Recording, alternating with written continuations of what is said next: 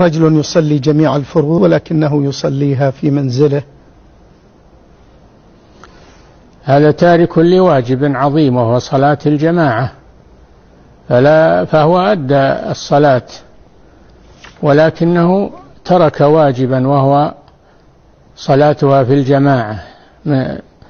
فإذا كان معذورا فلا بأس، وأما إذا كان غير معذور فلا يجوز له هذا وهو آثم، لقوله صلى الله عليه وسلم: من سمع النداء فلم ياته فلا صلاة له إلا من عذر. قيل: وما العذر؟ قال: خوف أو مرض.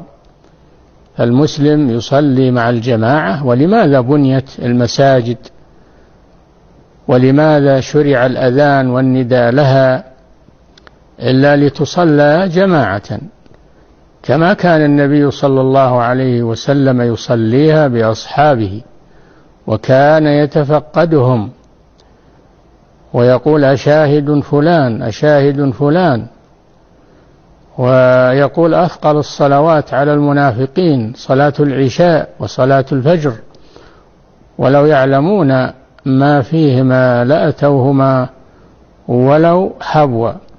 وقال: لقد هممت أن آمر بالصلاة فتقام ثم أخالف إلى رجال لا يشهدون الصلاة فأحرق عليهم بيوتهم بالنار.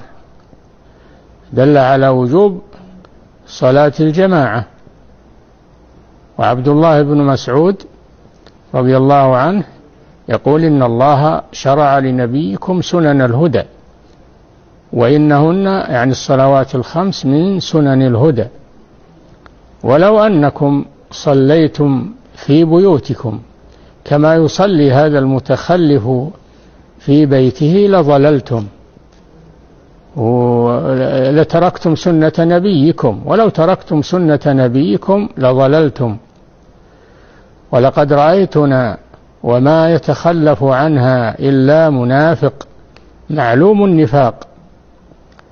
ولقد كان الرجل يؤتى به يهادى بين الرجلين حتى يقام في الصف. فليحافظ المسلم على صلاة الجماعة ولا يتهاون بشأنها.